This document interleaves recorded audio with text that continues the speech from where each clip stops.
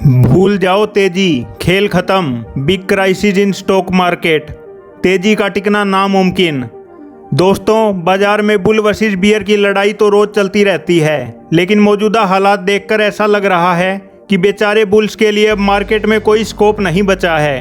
हाँ, कभी कभी बीच में 100, 200 या 300 पॉइंट की तेजी जरूर आ जाती है, लेकिन सबसे ज़रूरी चीज़ है तेजी का टिकना, और फिलहाल बाजार में कोई भी तेजी टिक नहीं पा रही है। हम साफ कह सकते हैं कि यह मार्केट अब पूरी तरह से बियर्स के कब्जे में आ चुका है। पिछले 2 साल से यही स्थिति बनी हुई है और डोनाल्ड ट्रंप के बयानों ने बियर्स का हाथ और मजबूत कर दिया है। बाजार में जितनी ज़्यादा अनसर्टेनिटी होगी, बियर्स उतने ही हावी होंगे। आज के दिन भी बाजार में लाल निशान के साथ ही गैप डाउन ओपनिंग हुई। कल रात आई बुरी खबरों के कारण आज सुबह गिफ्ट निफ्टी ने पहले ही मंदी का संकेत दे दिया था। आज के दिन बाजार ने हरे रंग की शक्ल तक नहीं देखी।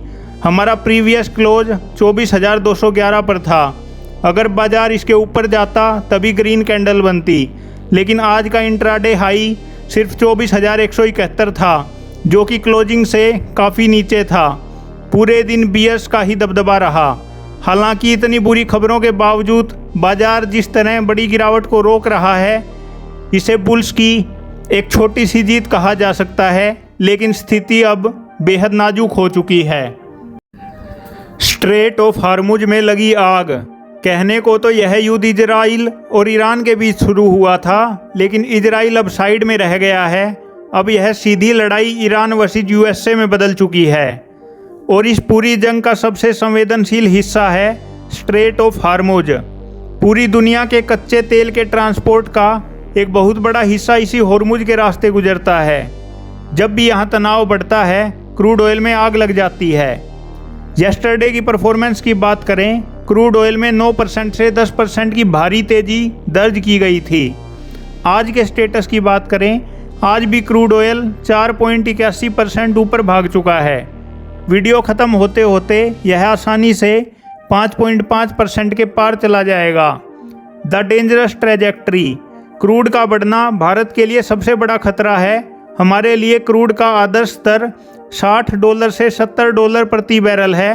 अगर यह $75 के पार भी जाता है तो हमारी अर्थव्यवस्था के लिए मुश्किलें खड़ी हो जाती हैं, और मौजूदा हालात देखकर इसके $100 पार करने की पूरी आशंका बन चुकी है। ईरान का क्रूज मिसाइल हमला और भारतीय नाविक की मौत।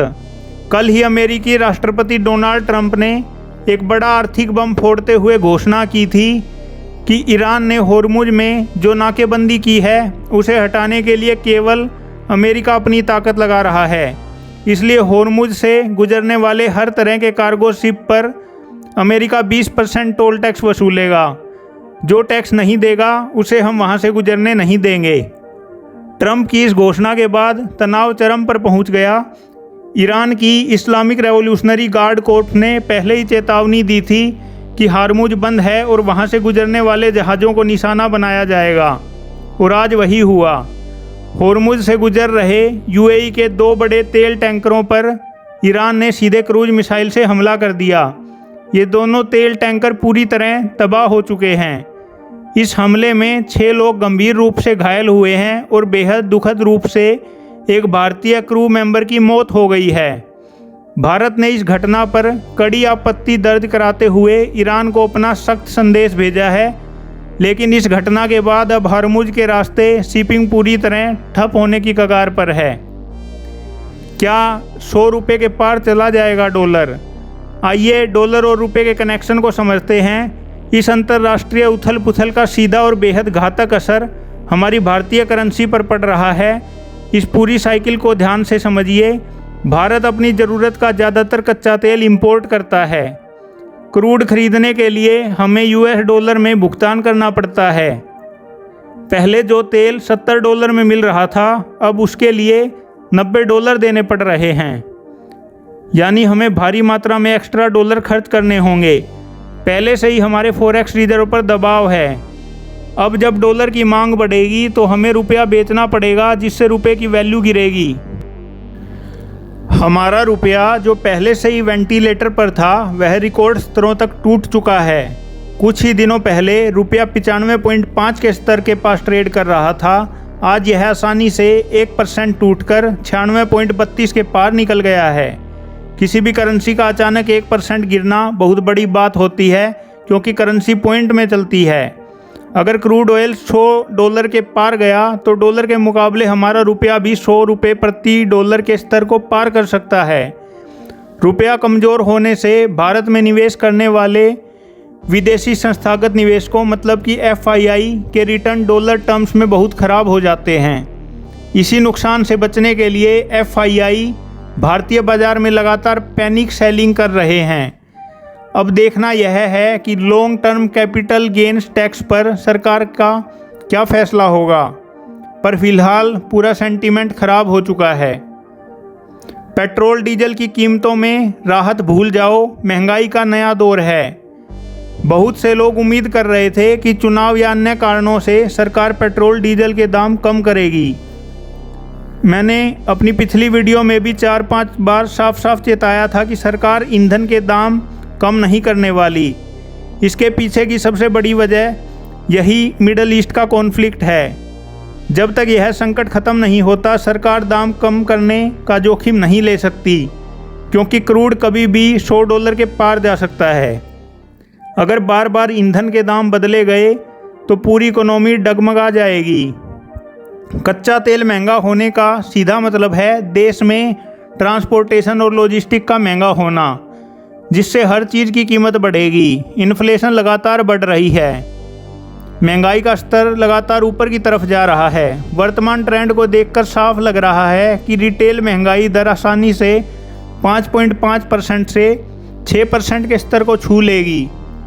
खुद भारतीय रिजर्व बैंक ने अपनी मॉनेटरी पॉलिसी कमेटी की बैठक में स्वीकार किया है कि Q3 में महंगाई दर 6% के करीब जा सकती है।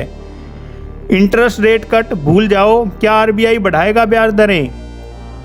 बाजार में कई लोग उम्मीद लगाकर बैठे थे कि केंद्रीय बैंक ब्याज दरें घटाएंगे, लेकिन अब रेट कट की पूरी उम्मीद पूरी तरह से छोड़ दीजिए। इस साल तो रेट कट की शक्ल भी देखने को नहीं मिलेगी। अगर युद्ध कल रुक भी जाता है तो भी महंगाई के लॉन्ग टर्म इम्पैक्ट के कारण दरें नहीं घटेंगी। अब केवल 2 ही विकल्प बचे हैं, या तो दरें वर्तमान स्तर पर ही स्थिर रहेंगी या फिर उन्हें बढ़ाया जाएगा। ग्लोबल एंड डोमेस्टिक इंस्टीट्यूशन की वार्निंग को देखते हैं तो बैंक ऑफ अमेरिका बोफा, इसने 4 दिन पहले ही चेतावनी दी थी कि दिसंबर तक रिजर्व बैंक ब्याज दरों में 50 बेसिस पॉइंट की बढ़ोतरी कर सकता है। बैंक ऑफ बड़ौदा आउटलुक, इसका आउटलुक भी यही कहता है कि RBI केवल अक्टूबर तक ही दरों को स्थिर रखेगा। अगर हालात नहीं सुधरे तो उसके बाद रेट हाइक तय है। क्रिसिल ने आज ही ताज़ा रिपोर्ट जारी कर चेतावनी दी है कि बढ़ता रिटेल इन्फ्लेशन बहुत बड़ी समस्या बनने वाला है और RBI को ब्याज दरें बढ़ाने का विकल्प चुनना पड़ सकता है। Why rate hike is poison for stock market, इसे बिल्कुल आसान भाषा में समझिए। अगर RBI ब्याज दरें बढ़ाता है तो बैंकों में FD पर ब्याज दरें बढ़कर 8%, 9% या 10% तक मिल सकती हैं। आम निवेशक सोचेगा, जब बिना किसी रिस्क के FD पर 10% सुरक्षित रिटर्न मिल रहा है तो मैं इस वोलेटाइल शेयर मार्केट में रिस्क क्यों लूं? इसके चलते इक्विटी मार्केट से बहुत बड़ी मात्रा में पैसा निकलकर फिक्स इनकम इंस्ट्रूमेंट में चला जाता है, जो शेयर बाजार को बहुत नीचे गिरा देता है। बियर के पक्ष में है पूरा गेम। पूरी स्टोरी की बॉटम लाइन यही है कि समस्या लगातार गंभीर होती जा रही है। जब तक मिडल ईस्ट का यह क्राइसिस और हार्मुज स्ट्रेट का तनाव पूरी तरह शांत नहीं हो जाता, तब तक यह सोचना कि बाजार में कोई बहुत बड़ी तेजी आएगी और वो टिकेगी बेहद मुश्किल है। अगर तेल संकट का जल्द ही कोई ग्लोबल सॉल्यूशन नहीं निकाला गया तो क्रूड $100, $120 या $150 तक भी भाग सकता है, जो हमारी करेंसी और इकोनॉमी को पूरी तरह संकट में डाल देगा। फिलहाल के लिए पूरी सिचुएशन बियरिश के पक्ष में मजबूती से खड़ी है। उम्मीद करता हूँ आपको यह डिटेल्ड और लॉजिकल एनालिसिस पसंद आया होगा। अगर वीडियो हेल्पफुल लगा हो तो इसे लाइक एंड शेयर ज़रूर करें। मिलते हैं अगली वीडियो में, तब तक के लिए बाय एंड टेक केयर।